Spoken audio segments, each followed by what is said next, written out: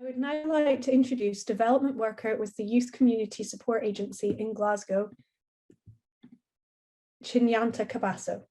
Chinyanta comes from an engineering background and obtained her bachelor's degree from the University of Edinburgh. While working as a resident assistant, she achieved a Silver Sustainability Award for her residents by implementing changes that allowed the students to be more conscious of their carbon footprint. She developed a project for young BME people in Glasgow and Edinburgh to discuss important issues such as mental health and climate change before joining Ycsa on the Mending Our Planet project. She is also an ambassador for an international charity in her home country of Zambia that supports young people to have better access to education and personally fundraises for their cause. Welcome, Chinyanta.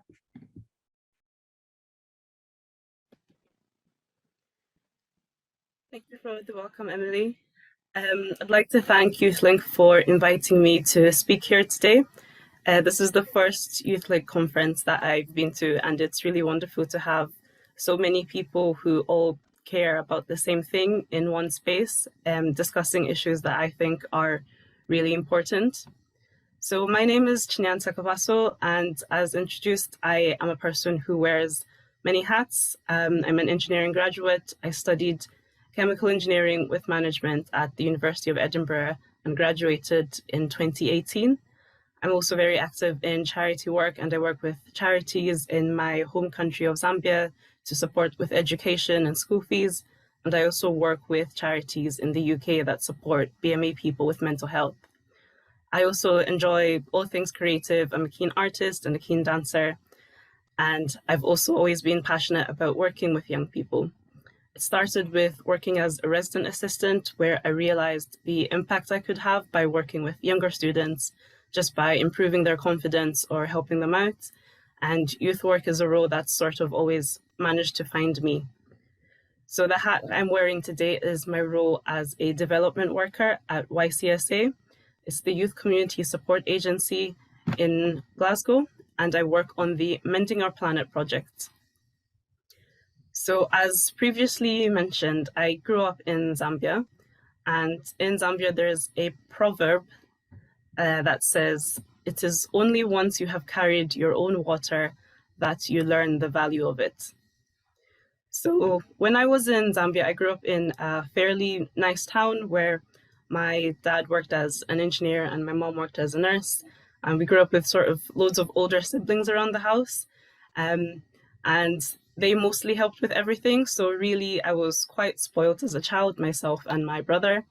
There was always plenty of everything, and we never used to have to worry about much. We were sort of used to wasting food.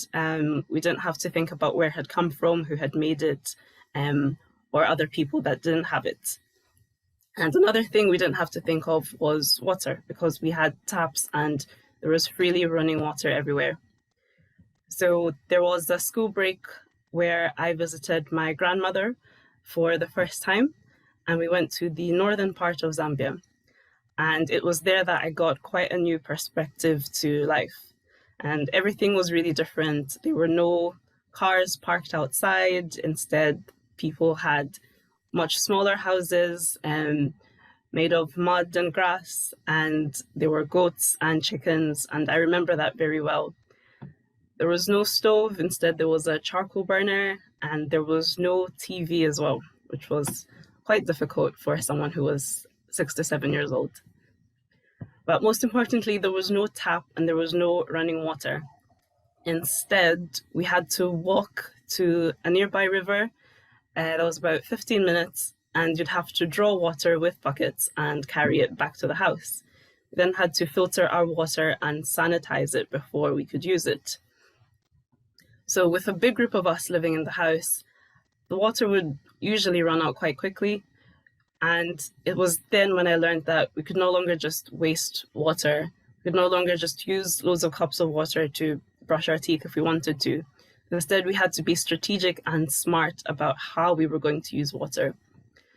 I could no longer just use water for fun, to do things that I used to do before. I had to think about what I was really using the water for. So for the first time, I had a finite resource, and there was nothing worse than running out of water, especially on a hot day. Indeed, I had learned the value of every drop, but it wasn't just me that had to be careful. I had to force everyone else to be careful because I didn't want to run out of water. So that short story is just about me realizing when something is finite, you suddenly have more respect for it. So the question is, do we respect our earth? And how can we equip our young people to respect the earth? And how can we equip them to be prepared to fight to protect the earth?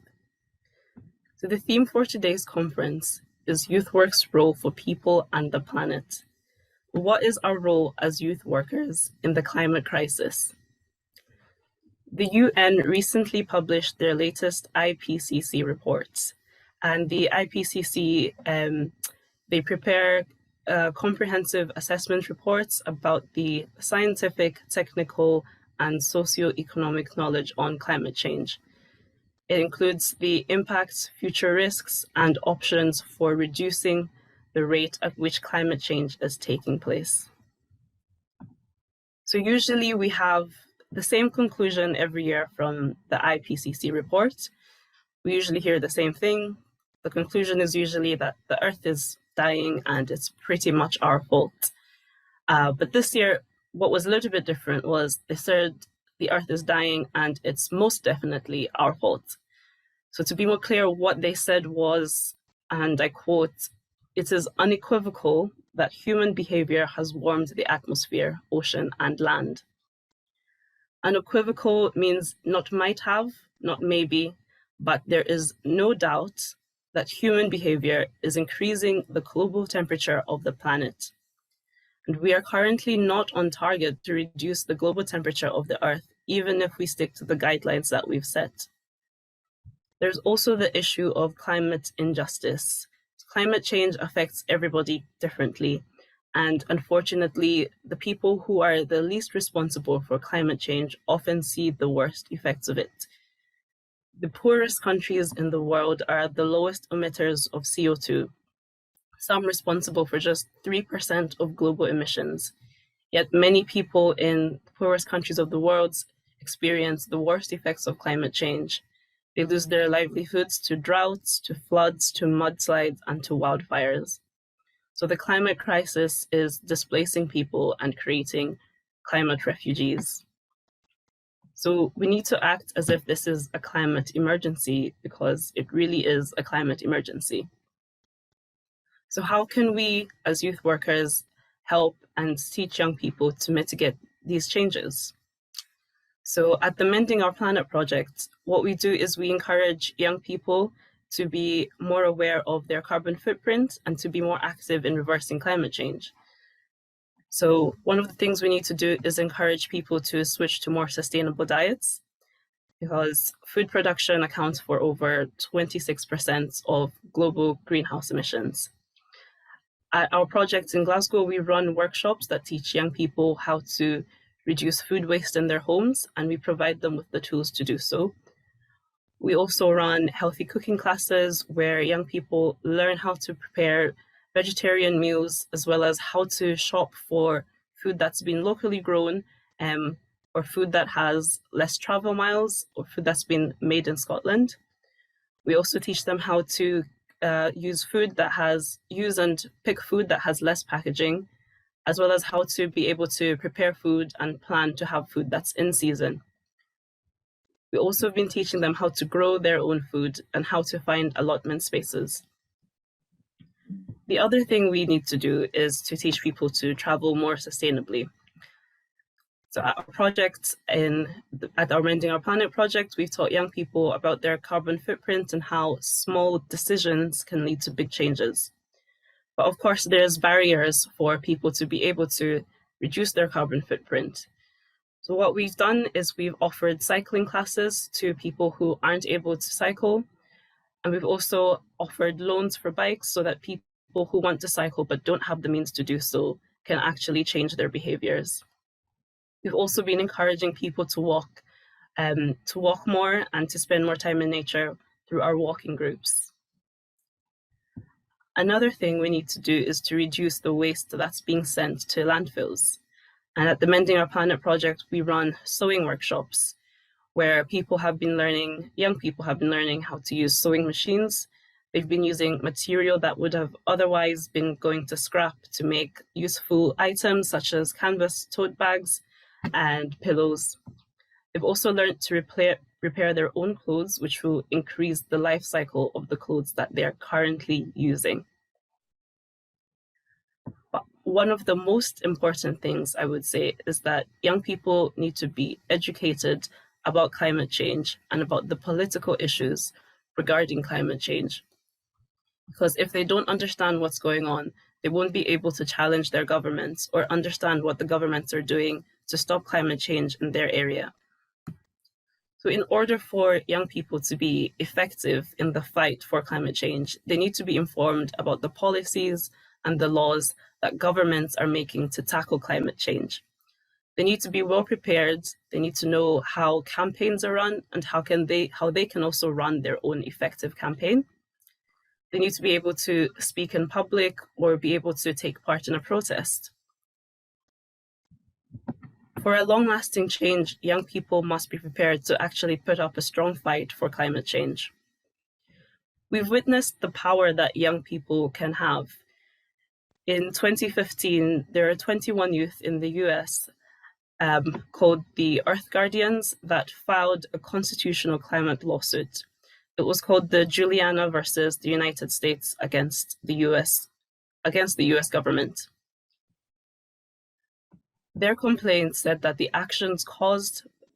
government's affirmative actions caused climate change, and it has violated the youngest generation's constitutional rights to life, liberty, and property, as well as failed to protect essential public resources. And currently, there are settlement negotiations going on between the youth plaintiffs, their attorneys, and the Department of Justice. So this was something that many people didn't think was possible for 21 young people, all under the age of 25, to actually challenge the US government. But currently it's going on, and it's also inspired more young people to file lawsuits against their government and challenge them on their actions that are causing climate change. In 2019, we also saw the first global climate strikes, again led by young people. The strikes, which were called Fridays for Future, were started by Greta Thunberg, who I'm sure I don't need to introduce or explain who she is and the impact that she's had around the world for young people. So we can see that the movement of young people about climate change has pushed governments and presidential candidates as well to discuss climate issues. So the youth voice matters, and with persistence, they can actually achieve true change. So at the Mending Our Planet project, we offer climate literacy training to our young people, where they can learn about the science, the terminology, and political issues surrounding climate change. They also study aspects of great leaders, what makes a great leader, and how they themselves can become a great leader and be an effective ambassador for climate change. We have also partnered with the Glasgow Science Centre so that our young people can attend their program, the Earth Allies program. This program is designed to teach them further skills about how to run successful campaigns and prepare to be future leaders for climate change. It's also allowing them to get involved in COP26, which is a huge historical event that's taking place in their country. So we in the youth sector need to show young people the power they hold. We also need to encourage young people to respect and to value their planet. But most importantly, they need to be equipped to fight for their planet. And it's our role to help them and equip them and encourage them to fight for their planet and to make their voices heard. Thank you for listening to my speech. If you're still awake, I'll just hand back to Lorna now.